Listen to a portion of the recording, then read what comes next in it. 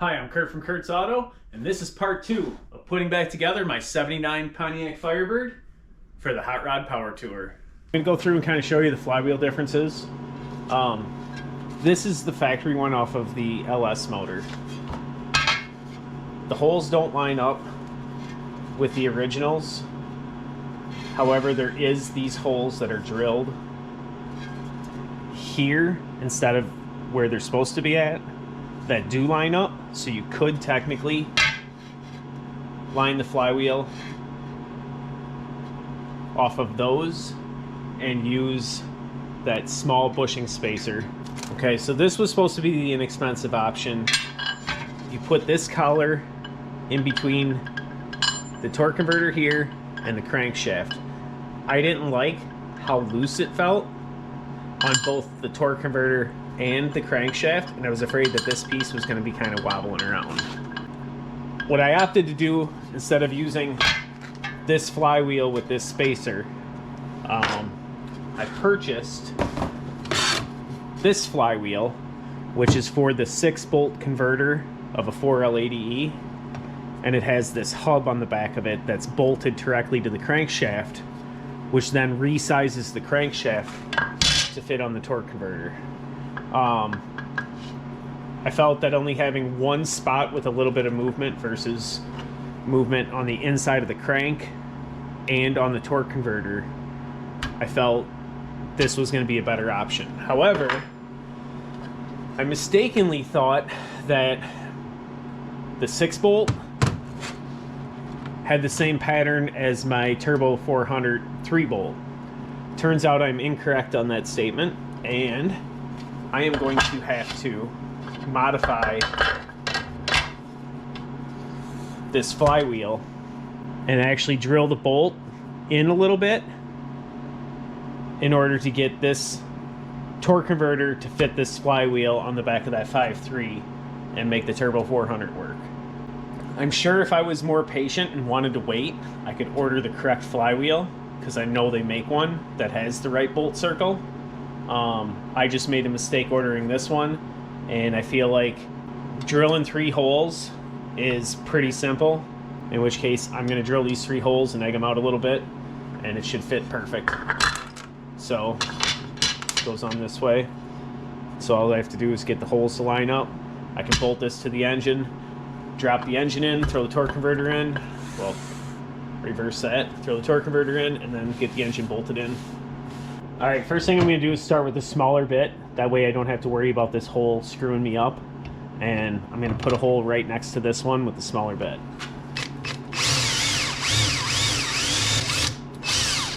And lock this in the bench vise, because that makes more sense than trying to drill it freehand on the table here. We're going to drill some holes.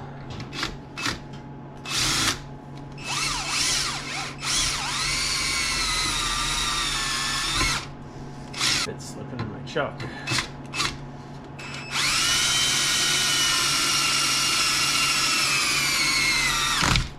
Boom. First one's in.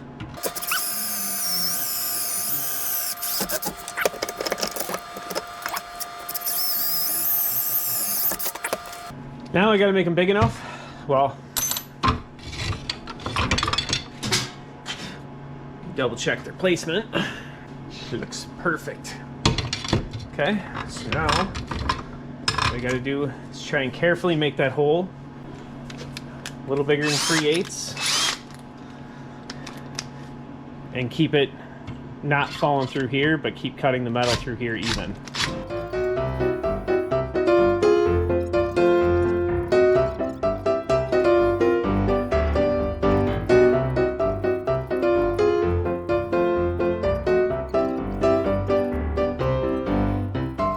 Exactly where we got to be. And if we have to take and cut this out with a die grinder, it might be what ends up happening, but I do have another plan to make the hole larger. Got a step bit. I'm going to see how this works to make my hole go bigger here.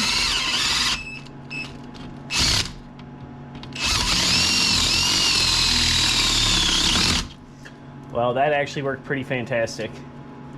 I maybe should have started with this one.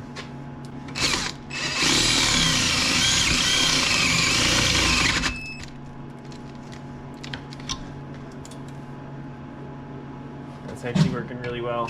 I'm gonna kind of do the same thing and flip it over so I can keep it.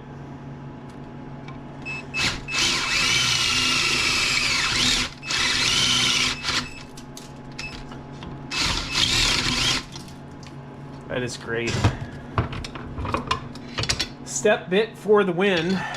Well, somehow in my moving, I just went out and I looked.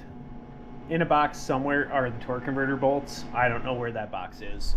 So I found a couple of bolts that thread in. This is actually metric bolts on the converter. I made sure that there's no binding on the threads. They're just big enough holes to cover it. So I'm gonna have to get some different torque converter bolts, but yeah, worked out really well. I was able to use that step bit and just notch it down. Obviously it would have been better to have the right flywheel, but this will definitely work. Finally time, we're gonna get the hood off. Gotta make sure the wires aren't touching. Get this wire hanging, yep. Oh, yeah. Just remember to lift it up. Yeah. But we're gonna get the hood off of it so we can get the motor. Oh, you know what? Wait 1 second, put it back down real quick. Yeah. I forgot something. I want to make a measurement. Oh, okay. I need to know exactly where that hole is. Alright. This metal flap, or this flap. Yeah. We are 13 until to 29. I just got to make sure that my carburetor's right there. So, sweet. Alright, again, try and pick up the back first before you lift the front. Yeah. And then it slides forward a little bit, and then we can lift the front. Right. So, yep, and then lift it up. Sweet. Good wall. Yeah. Hood's removed. Time to get the engine installed. I gotta see what I'm gonna reuse out of all this. I know I'm not reusing any of the oil cooler. All that stuff's coming out. But the transmission cooler and the radiator, I think I keep. Okay, so the first thing I wanted to do when I got the hood off was to check the width of these motor mount brackets because I didn't know how big they were to my homemade ones that I made years ago when I put the Pontiac engine in here. And so I held it up. Look at how close, but no cigar. I am gonna have to cut it off and re-weld it back on, but it's by like the thickness of the metal. There's a chance these don't even come close to lining up with where these mounts are at on the frame, but I won't know that until I actually get the engine sitting in there, and then I have some measurements mounted off of this plastic tab, and this is the center point, so I can measure out and I can know exactly where the carburetor is going to be, and I have to try and get it centered in the hood. And I may end up cutting both these brackets off and making completely new ones to relocate it. But I don't know that, again, until I have it sitting in there. So that's going to be the next step, which is going to be to put the torque converter in the transmission, get that supported with a block of wood or something, get the engine up out of the stand, get the flywheel thrown on and torqued, and everything else I should be able to do after it's in the car. I may take it out once or twice just for fitment reasons, but then we're going to see exactly where the motor mounts have to go and exactly where the center is. If I have to go forward or backward or right or left, we'll determine that once we get it bolted in. So the first thing I plan to do here is I have this old oil cooler system that I had on my Pontiac 400 that I don't believe I'm going to use on this LS engine. So I don't feel there's a need for it. So for right now, I plan to remove the oil cooler and all of the stainless steel braided lines. There's a remote mounted oil filter housing here I don't plan on reusing. The transmission cooler that's in there I do plan on using, as well as this radiator, as long as I can get hoses to fit it. I'm not sure what I'm doing with the power steering pump yet either. I may have to get a different one for Chevy versus that being from the Pontiac engine, or maybe that one will actually bolt into the bracket when I get it all cleaned up. But for right now, I just put a container under here and I'm draining the last little bit of oil that was dripping out of here. Trying not to make a mess. And I'm going to try and get this support bracket pulled out just so it's easier to work. That one's got a lot more wiring and stuff. This one, the only thing it's really holding is the overflow bottle and the tranny or the oil lines I plan on taking out. So I'm going to do that to start. That way I can get the transmission supported, torque converter installed, and we're going to find out how this thing fits together. All right, I went ahead and I removed my support bracket that I had made for this side of the radiator support, and I set my transmission on a couple blocks of wood, threw the torque converter in there, got that seated all the way down. Next step is going to be to drop the motor in. It's actually kind of late tonight, so I'm not sure if I'm going to do that tomorrow, or if I'm going to wait till tomorrow morning. Or, see how late it is. Not sure if I plan to do that tonight, or if wait till tomorrow morning. Just because I don't know if I have enough room between the garage door and the car. So, I might have to do it with the garage door open. It's supposed to be pretty nice tomorrow. Well, it's finally time. I've got my flywheel. I've made my little modifications to make the torque converter fit, and we are ready to, can't get this on because there's not enough room in the stand. So we're gonna get the motor pulled out on the cherry picker. I'm gonna bolt the flywheel on, and then we're gonna stick it in the car and see what I have to do to make the motor mounts actually fit and get this engine where the carburetor is centered out of the hole in the hood. Flywheel's all torqued on, and I don't have the motor mount brackets attached to the engine yet because I'm not sure which way they're going to go until I get the motor in the car. So I'm going to go ahead and get this stuck inside so we can get it bolted up to the transmission. Cracks on the floor of this garage are not fun to deal with. I shall have a new garage soon, I hope.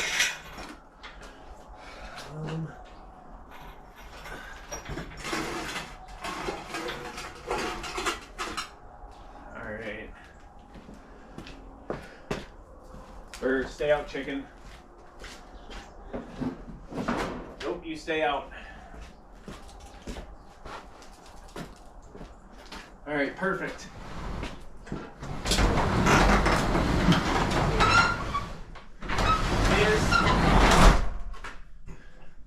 It is really nice and sunny outside. However, it is very cold.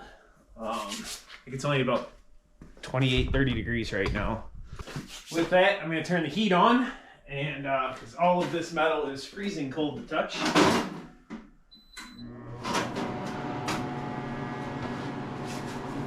going to make this thing fit.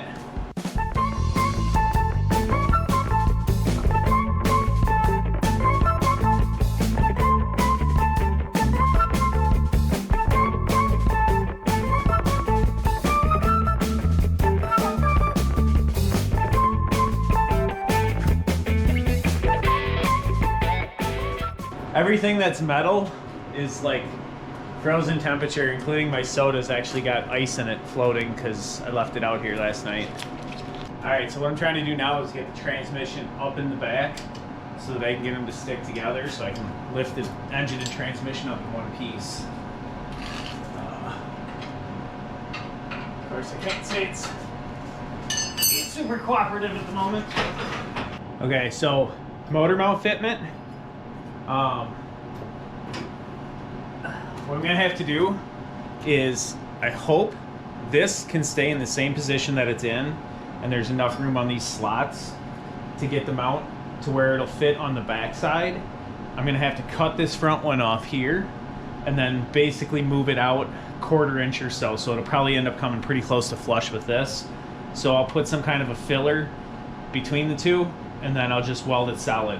And I'm pretty sure with these being slotted this way to be able to slide the engine side to side, I should be able to use these mounts and center this engine absolutely perfect. So I'm gonna go ahead and get this cut off so I can start getting it bolted in. All right, so what I'm hoping for here is that I'll be able to just take and move this forward and, you know, weld it basically like that. Nothing's obviously welded or anything, I just kind of have it sitting in there, but it looks like it's absolutely centered perfect. I clear the steering shaft by not a lot, but I clear it. The only thing I can see that's major interference right now is the bell housing of the transmission lines up straight with the exhaust pipe.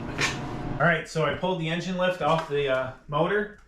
I'm gonna get the car up in the air to see exactly where everything's fitting on the bottom side of it, and what I gotta do to weld these motor mounts and get them exactly how I want them.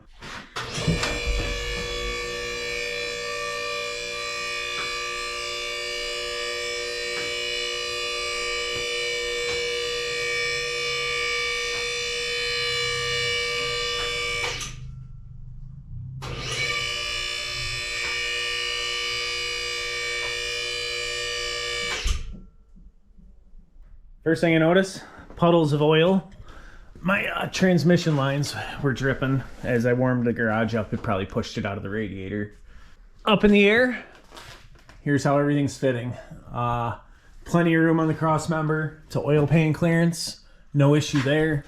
Oil pan is above my cross member, so transmission pan actually hangs down a little lower, but that's because I have the deep pan that came on the motorhome still on the transmission for the extra capacity.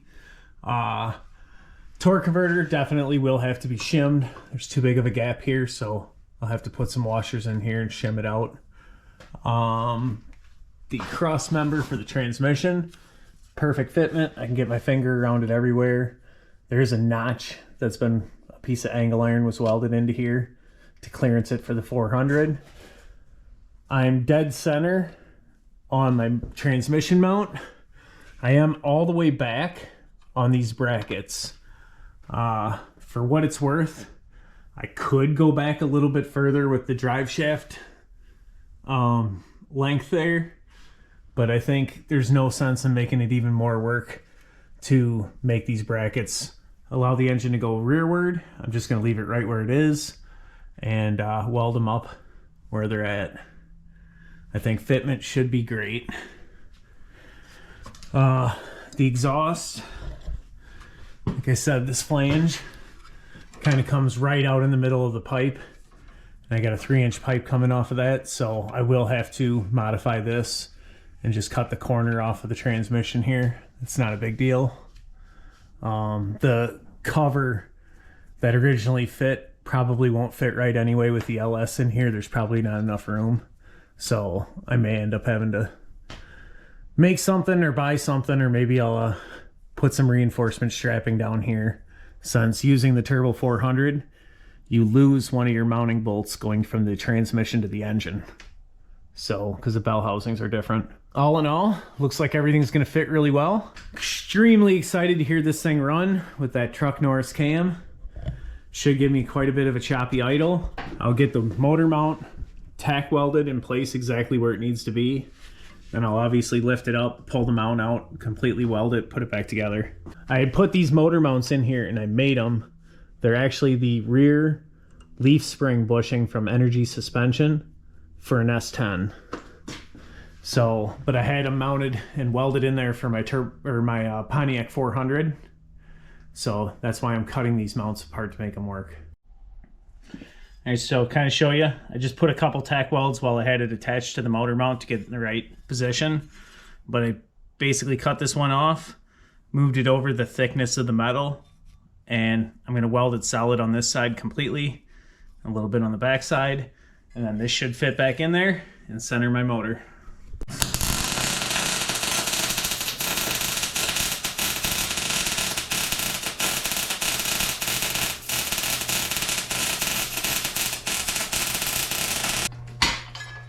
I'm going to flip it over and do the inside too.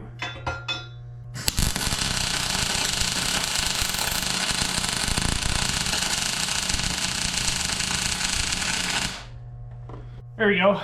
She's not breaking. I'll let that cool. Get this side bolted back in, and then we'll do the other side.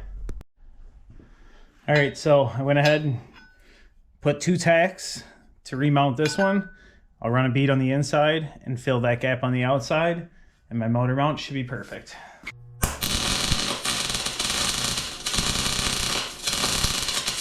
I forgot to do this before I threw the other one in, but I just hit it with a quick coat of spray paint. Threw some engine enamel on there to keep it from turning into a huge rust ball in a week. So after I took and I pulled this mount, even though I put it in with out being painted, I took it back out, spray painted it, let it dry, got it put back in. I would say we are pretty centered. I may end up having to shift the motor this way just a little bit because, as you can see here, I have really tight clearances on the steering shaft. It's currently not touching, and I look pretty centered. So I set the carburetor on there to see how high it actually sits. It's definitely lower than it was on the 400 Pontiac. There's already a, what is that? I think it's a 2-inch or 1.5 inch spacer. I could probably throw another inch square bore spacer in there and get a little bit more height out of it. But all I care about is making sure that there's clearance between the hood scoop and the hood, so it's not going to touch. You know, probably only need a little bit off the top of the hood. I don't have to stick the air cleaner way out in the air. I think it actually looks better when it's tucked down close to the body. I got to get that carburetor all cleaned up. I think this is the one I'm going to use. Might be a little bit too big. If it is, I do have another Eldebrock carb somewhere hiding out in a box from when I moved. But this is the one I plan to use as of right now because it's got the nice AN line that'll connect to my fuel line right here. So this is all the fuel line that I have running back. So I have stainless steel that'll fit right onto here. All right, so I started doing some fitting here. This is the part I had to cut off of the transmission. I've cut this collar complete. Well, let me grab the other part. All right, so I've removed this section off of this collar that bolts with this V-band, or with this band clamp. My plan is to install this cutout. I don't know if we're going to be able to use any of this because this is going to stick down pretty far. But the goal is to mount these up in here like this, so the regular exhaust will go down and follow along the backside of the transmission. But I want to try and get this cutout as high as I possibly can. That way I have room to put this flap and this aluminum bracket that's supposed to bolt to it. And then that's what this is supposed to connect to. Not sure all these pieces are going to fit without hitting the ground, because I want to try and keep it, you know, pretty close to above the frame rail. I don't want to be hitting bumps and smashing my exhaust against the ground and breaking something. I've removed a section of this. This was about this much longer. I think what I'm actually going to do is cut it back into here and get it to fit a little bit higher in there. Even if I don't get this turned down on there and I just bolt this flap and have it, I don't know, we'll see. We'll have to see what I have to do. I'd love to be able to put this in there. I was thinking even being able to run a pipe out through here. I don't see that happening with this current configuration, but I'm definitely going to try and get it to squeeze in there. I can also completely rebuild this and make a new one where I put the flange more coming out the side, but I don't know. For right now, I'm going to probably, like I said, try and get this collar welded into the end of this and shorten this up a little bit. Cut it off like about here. Well, I can't say my cutout pipe is going to be exactly perfect, as I kind of hammered it down to get it as short as I could to keep this end as high off the ground. You'll see what it looks like when it's in there, but yeah, I kind of got the flange that bolts to the header kind of floating on top of this, and I'm going to have to do some major weld fill in on the inside here where the air gap hole is. So it definitely will not look pretty, but it will be sealed. All right, so one of the biggest problems I'm having right now is after moving my large shop into this tiny garage to work on this car and taking it apart there, I can't find any of the bolts. Bell housing bolts and starter bolts. I don't know where they're at. I think, well, most likely spot that they are, I'll show you here. So this is one of 3 spots that I think it could be. In the very, very back of this shed is the transmission on the pallet, or like on the, yeah, it's either on a pallet or a roller cart. And I believe the box of screws, there's a good possibility all the bolts are back there. Yeah, kind of a mess in here, so looking for bolts has been half the battle. Well, I climbed back there all the way to the yellow bin, which is where the wiring harness is, and I don't see any of the bolts in here. I'm gonna have to do some thinking, otherwise I might have to just order all new bolts or go through the bolt bin and see what I can find. Actually, might not be a bad idea. It's right here, so might have starter bolts. Here's a whole pile of them. Well, maybe I can find some different ones, but I still kind of want to find the actual bolts that I used to take that all apart. I don't know if I'm going to find it. All right, well, I was able to find 2 metric starter bolts that I believe are correct. That one is the proper length, and this one will also, you want a little bit of this knurling to fit past the starter. Stick this top one in here. That way you know it's into the block, because the hole in the block is cut to that outside size. This one actually could be a little bit longer even, I think, but this one will definitely fit in there.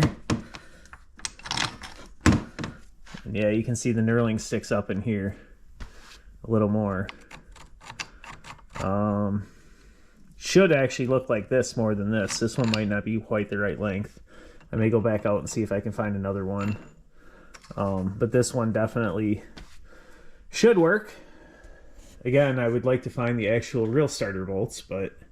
So I did find another metric bolt, and as you can see, the knurling fits up past the starter. And the reason for that... Okay, so the hole in the block is actually... The threads are recessed up inside there, so that this part of the starter bolt actually fits into the block to keep the starter straight and more secure. So that's why you have to use a starter bolt and not a regular bolt when you're putting a starter in on a GM. All right, starter bolts work great. Starter's installed, tranny lines are installed. Next step is going to be my torque converter spacing. You need a minimum of 1/8, a maximum of 3/16. This is a 9/32, which is right in the middle. And as you can see, I have a huge gap here. So I'm going to have to shim the flywheel until I get the gap down to the size of this drill bit. I want to run it a little bit looser than the minimum, which is 1/8 inch, just because I am going to beat on it and probably run it pretty hard. So what happens is if you're too tight, the torque converter will swell up and get pushed into the pump and into the flywheel because it'll expand. And if you're too loose, or the torque converter will fall out of the pump drive and shatter the front pump. So 1/8 to 3/16, you're fine. I'm going right in the middle of that to make it the perfect spot. So I'll get some shims stacked up and figure out what I need to do to fill that gap. And then the engine and transmission should be together. Well, as you can see, I got a little ahead of myself and I had to take the starter back out. So that gave me room to get to the bolts for the torque converter. What I've done here is the converter's pushed all the way back. This is a 5/32 drill bit. And I got 3 washers stacked in there. And this is just a little tension in there. So it's a little tight, so it's a little shy of 5/32, more than the 1/8 inch, definitely less than the 3/16, which is the maximum spacing. And so that's how I'm going to do it. I'm going to stack 3 washers. I've got all these that are the same thickness. And I got these 3. We'll make a shim, and we're going to get the torque converter, put a little Loctite on those bolts, and get that torque converter bolted in. So, but that is the spacing required to pull that torque converter ahead now. Which Well, when I get all the bolts in, it'll pull ahead and take up that space, which will leave this much clearance behind the torque converter to the front pump. Should be perfect. And then I'll have to put the starter back in. Next shipment just came in. Stainless steel 3-inch exhaust. Don't know exactly what muffler I'm going with, but I went with the stainless mandrel bent pipes. We gotta turn that into the exhaust for that. With my new exhaust pipes here, the 45 is about the perfect angle, except for I'm gonna have to shorten it on this end up here in order to get it up higher. My goal is to get pretty much nothing to stick below the frame. So I want the frame to pretty much be the lowest point. The tranny pan, because it is such a deep pan, is actually a tad bit lower than the frame, but realistically I should be able to get the exhaust pretty even with the transmission, and that way I'm just not bottoming out on stuff like speed bumps and things like that. So what we're gonna do is pull this off of here, and now hopefully I can just shorten it here and cut it down here and still slide it up enough. If I can't, I may have to cut this off here so I can actually get it up higher. So we'll see what happens, but hopefully I can leave it at that length and just shorten this part up so that way it fits down inside deeper, and that'll work and get me to where I need it to be. Well, no such luck. I was able to cut this pipe and now I'm all the way down in here and we're still too low. All right, after a bunch of cutting, you can actually see the bumped section of the pipe is actually above the flange now. So I cut this part down way up back in here, and I cut off most of the slip part of the flange. But I've got the pipe probably an inch below the cross member. I can probably tweak it up a little bit higher if I want to go up. And we're dang near at about the transmission pan level. So I don't really think I'm going to get it much higher than that without bumping the pipe even more, and a lot more work. Well, this is what I came up with for my front exhaust pipes here. The clearance is going to be probably 3/4 of an inch to an inch below the transmission pan and below the frame rail, but I should have plenty of clearance with that. I'm actually more worried about the electric cutout and the turn down, because I don't want to just go straight into the ground. I'd like to have it come out so it turns out. We'll have to see what we can do. I might even take this and shorten this by cutting this off and raising that up an inch on each side. Seems like a lot of work for what I would get, so I can't say that I'm going to do that, but that was a thought I had. But I got this 45 up in there. I got about an inch, maybe a ½ inch, 3/4 of an inch clearance between the cross members. Should be plenty. This one I actually have to push up a little bit when I weld it, and then they should be pretty symmetrical. Unfortunately, I have a normal power steering puller, but I need my harmonic balancer puller to take off this aftermarket pulley. I had a serpentine drive set up on my Pontiac 400 that was in this car, and I can't find, well, I know where it is, it's just buried from moving. So I will have to dig that out of the school bus in the backyard to get my puller out so I can get this pulley off. I'm not sure if I can use this power steering pump just like it is, or if I have to switch it to the newer style one to fit in that bracket.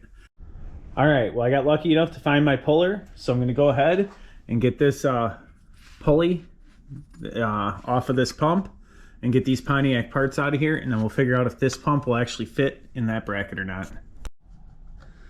Boy, that shaft, that came off of there really hard. You can see the lines from the aluminum kind of sticking to it. I don't even know if I'll be able to use this pump yet, but I'm kind of questioning if I want to. I'm sure the steel pulley will push right back over that, but that shaft doesn't look great. And it was difficult. It took a lot of effort to get that thing off of there. Well, so it doesn't really matter because the bolts won't quite fit with that housing. So we're gonna have to replace the power steering pump with the one that I took off the truck. I do want to kind of sandblast this and clean it up, although my sandblaster is still currently not accessible from after moving. It's buried in my trailer still, so I don't know if I'm going to wait around that long to do it or if I'm just going to throw it together. With the fiberglass front end, I basically never take the hood off anyway. I do want to repaint this. We're supposed to get up to like almost 70 degrees on Friday, so I'm going to pull this out, get another can of paint, and repaint that just because it does look terrible. But as far as getting all the brackets all perfect and everything, I don't know if it's worth it. Not having wheel wells makes everything a mess anyway as soon as you hit the smallest puddle. I don't know that the time and effort it's going to take to really get these things much cleaner, if it's really worth it at this point. Okay, another problem I ran into was the fitting on the back of the pump was for this newer style, which takes an O-ring that looks like this. And there's an O-ring that the nut screws down into. And on the power steering line on the car, it has an inverted flare. So I took and pulled this out of the original pump. Well, this one's out of the original pump that was on the car. This is the one that came out of this pump. Went ahead and swapped them out. So now this pump should work with that hose. And hopefully this pump's in good enough shape to do the job. So of course I tried fitting it in there with the regular hoses on there and it doesn't. I'm gonna have to bend this more at a straight up angle. I'm gonna have to try and put a little bit of a 60 to 90 degree bend right here so this tube comes up. We'll see if I can get that done with the bender. All right, so my biggest thing here is I don't want to kink the tube. So I got this tubing bender that I'm gonna see if I can kind of bend the tube without we're kind of right on the edge there, aren't we?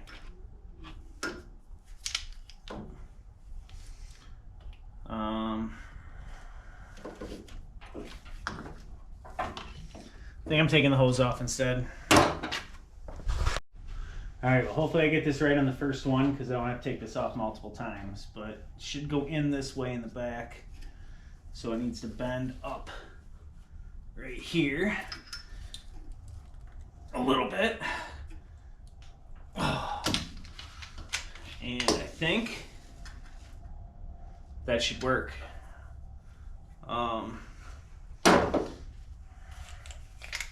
Might even run it like that. Ooh, that would probably work really well. I have to get something to make sure it's not hitting on the suspension. Well, actually, this part doesn't turn. Well, I still don't want it to hit. So that should work really good. I have this part now.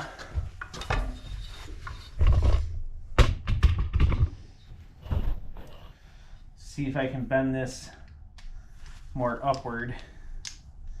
I don't think. Oh, this should work. Oh yeah, that's soft.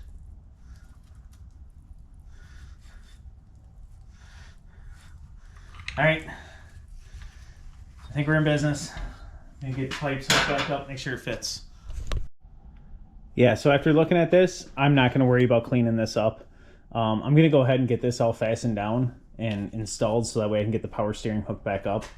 That I'm not worried about cleaning it, and if I do want to do it later, it's not that hard to just pull the pulley back off and unbolt it. So I do see a problem here possibly with the pulley fitting with the power steering gear. That might create an issue that was unintended, so I got to check that out. So my pulley is going to end up like behind this gear. I don't know that it's going to clear. So that's my space I'm going to end up with. There's probably just enough room there to be able to slide the belt between the pulley and the gearbox. Really hoping there's not enough give in those motor mounts to make an issue with that. It should be solid mounted enough that that's enough clearance and I don't have to grind anything, but boy, that's close. Now the next question is how high the alternator sits up. I gotta hope it clears my hood. Otherwise, I got to drop this engine even lower to the ground, which, because of the exhaust, I really don't want to do. It may be a thing where I actually lift the front of the hood up a little bit to compensate for it if it is too close, but I'm hoping it doesn't hit. I'm guessing the hood's going to be really, really close. We'll see.